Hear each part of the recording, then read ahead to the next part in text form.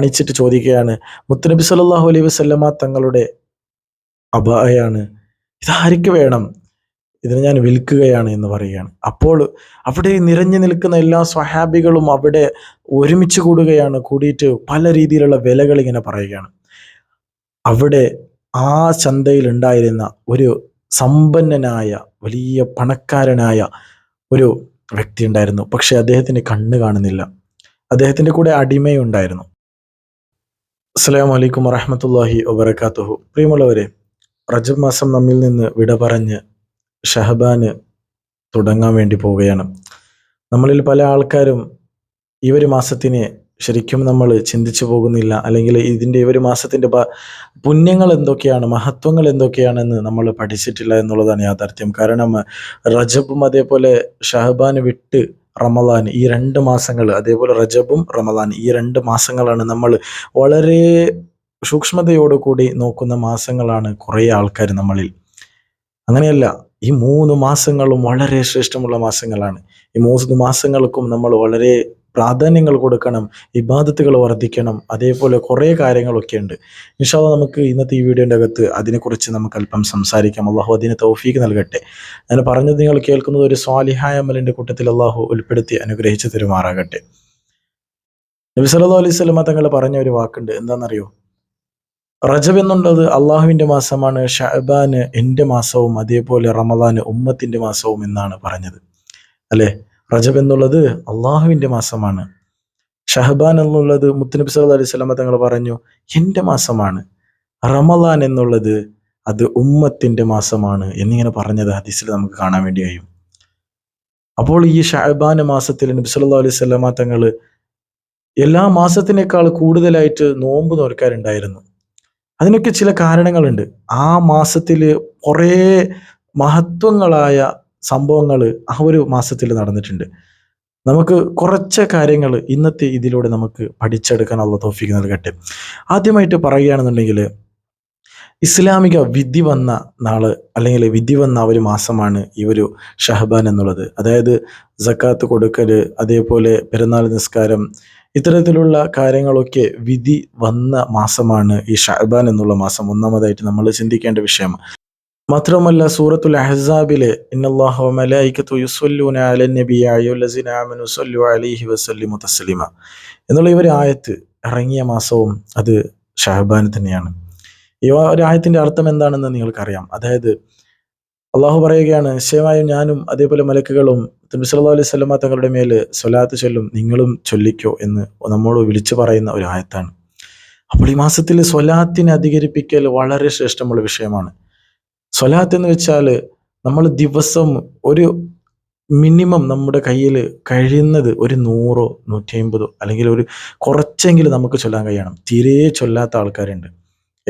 ഒരു ഒരിടത്ത് ഞാൻ വായിച്ച ഒരു കാര്യമാണ്, മുത്തുനബി സല്ലല്ലാഹു അലൈഹി വസല്ലമ തങ്ങളുടെ സ്വലാത്ത് പറഞ്ഞതിൻ്റെ ശ്രേഷ്ഠമായിട്ട് സംഭവിച്ച ഒരു സംഭവം കൂടി എനിക്ക് ഇപ്പോൾ ഓർമ്മ വരുന്നുണ്ട്. ഞാൻ അത് നിങ്ങൾക്കൊന്ന് ഷെയർ ചെയ്തു തരാം, നിങ്ങളതൊന്ന് മനസ്സിലാക്കുക. ഒരു മകനും വാപ്പയും ഒരു യാത്ര പോവുകയാണ്. യാത്ര പോകുന്ന സമയത്ത് കാടിൻ്റെ നടുമധ്യത്തിൽ വെച്ച് വാപ്പ മരണപ്പെട്ടു പോവുകയാണ്. ഞാൻ ഷോർട്ടാക്കി പറയുകയാണ്, ഓക്കെ. അങ്ങനെ മരണപ്പെട്ടപ്പോൾ ആ ഉപ്പാന്റെ ശരീരം അങ്ങ് വലിയൊരു വികൃതമായ, ഒരു ഭയാനകരമായ, പേടി തോന്നുന്നതായ ഒരു രൂപത്തിലേക്ക് ആ മൃതശരീരം അങ്ങ് മാറുകയാണ് മരണപ്പെടുമ്പോൾ. എന്നിട്ട് ഈ കൂടെ ഉണ്ടായിരുന്ന ആ മകന് അവിടെ തന്നെ ബോധം പോയി അവിടെ തന്നെ കിടന്നു പോവുകയാണ്. അങ്ങനെ ഈ ബോധം പോയ ആ സമയത്ത് തന്നെ ഒരു പ്രകാശം ഇങ്ങനെ വന്ന് ആ ശരീരത്തിന് ഇങ്ങനെ തടങ്ങുന്നതായിട്ട് കാണാൻ വേണ്ടി കഴിഞ്ഞു.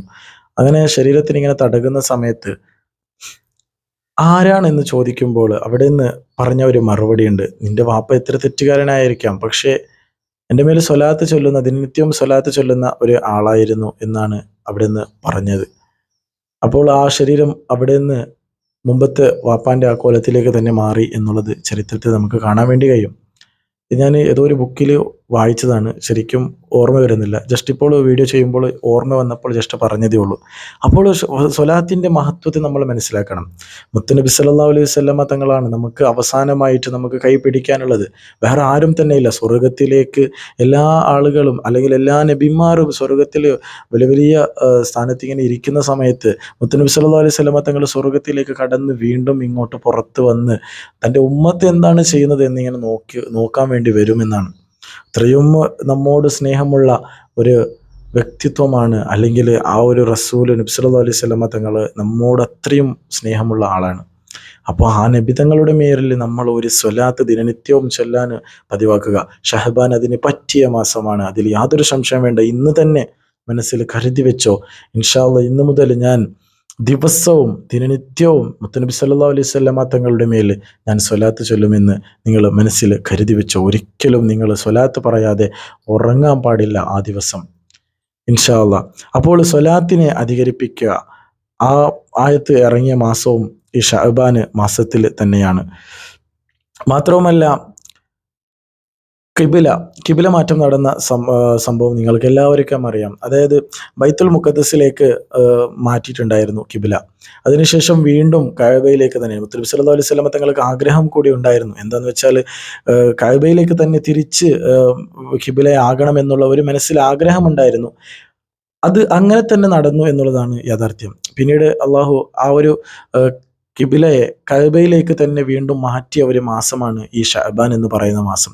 ഇങ്ങനെ നിരവധി നിരവധി മഹത്വങ്ങൾ നമുക്ക് ഈ ഒരു ഷഅബാനിലൂടെ നമുക്ക് കാണാൻ വേണ്ടി കഴിയും. അതേപോലെ സ്വതക്കകൾ അധികരിപ്പിക്കുക. ഈ മാസങ്ങളിൽ സ്വതക്ക കൊടുത്താൽ, നമ്മൾ ഒരു ഭാഗത്തിലൂടെ സ്വതക്ക ചെയ്താൽ അത് നമുക്ക് എങ്ങനെയെങ്കിലും അത് തിരിച്ചു വരും എന്നുള്ളതിൽ യാതൊരു സംശയം വേണ്ട. ഞാനൊരു ചെറിയൊരു സ്റ്റോറി നിങ്ങൾക്ക് പറഞ്ഞുതരാം.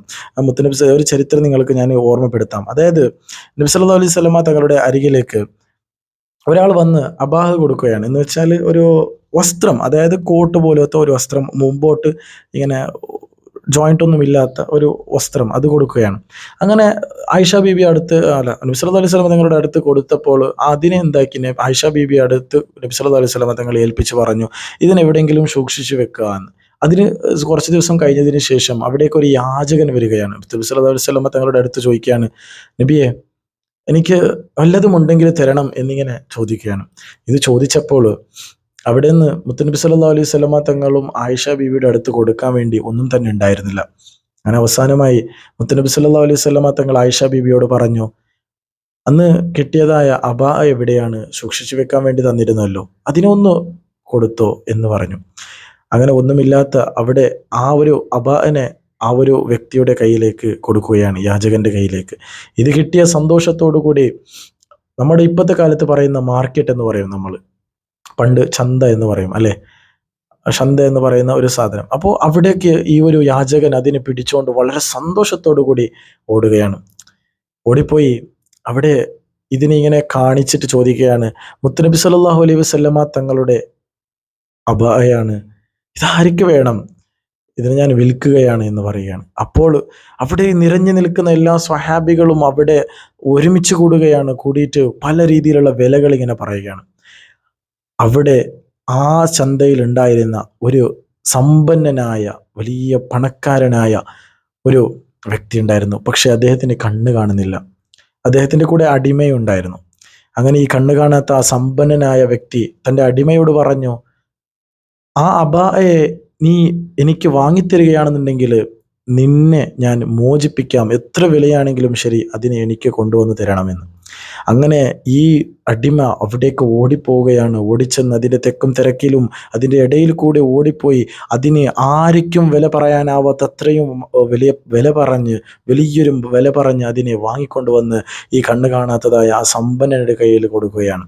ആ സമ്പന്നയുടെ കയ്യിൽ കൊടുത്ത് അവിടെ നിന്ന് ആ ഒരു കണ്ണ് കാണാത്ത ആ സമ്പന്നൻ എന്ത് ചെയ്തു വെച്ചാൽ, അദ്ദേഹം ആ ഒരു അബായ എടുത്ത് തൻ്റെ കണ്ണിലേക്ക് ഇങ്ങനെ വെച്ച് അവിടെ നിന്ന് ദുആ ചെയ്യുകയാണ്, മുത്തുനബി സല്ലല്ലാഹു അലൈഹി വസല്ലമ തങ്ങളുടെ ബറക്കത്ത് കൊണ്ടും ഈ അബായയുടെ ബറക്കത്ത് കൊണ്ടും എൻ്റെ കണ്ണിനെ നീ തിരിച്ചു തരണേ, എൻ്റെ കണ്ണിൻ്റെ കാഴ്ചയെ നീ തിരിച്ചു തരണേ എന്ന് ഇങ്ങനെ ദുആ ചെയ്യുകയാണ്.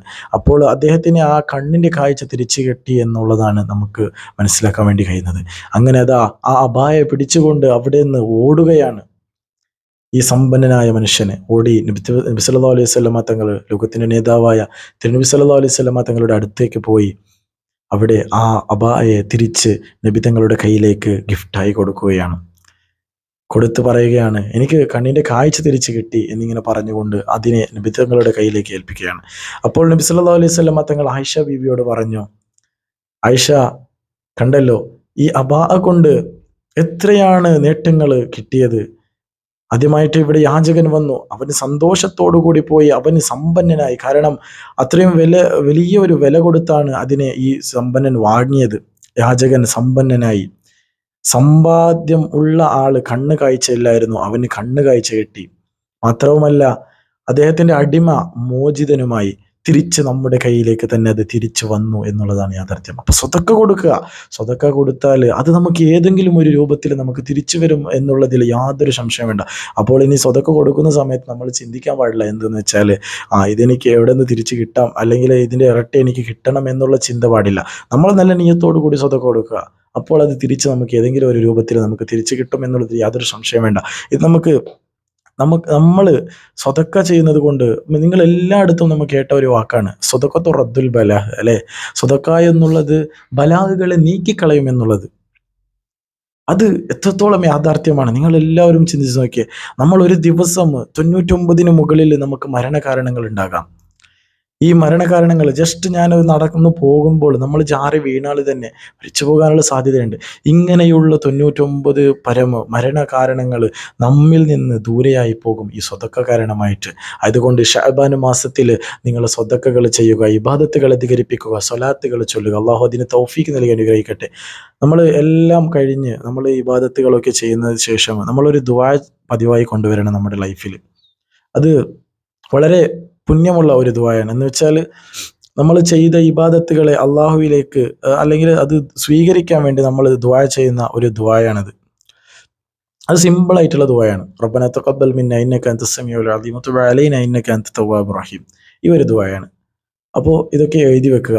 അല്ലാഹു സുബ്ഹാനഹു വ തആല ഇവര് മാസത്തിന്റെ ബറക്കത്ത് കൊണ്ട് നമുക്ക് ഉള്ള പ്രയാസങ്ങൾ അള്ളാഹു നീക്കി തരണേ അല്ലാ. അള്ളാഹുവെ പടച്ചവനെ, നമ്മുടെ ജീവിതത്തിൽ വരുന്ന സകലമാന പാവങ്ങളെയും നീ വിട്ടുപുറത്ത് മാഫ് നൽകി അനുഗ്രഹിക്കണേ അല്ലാ.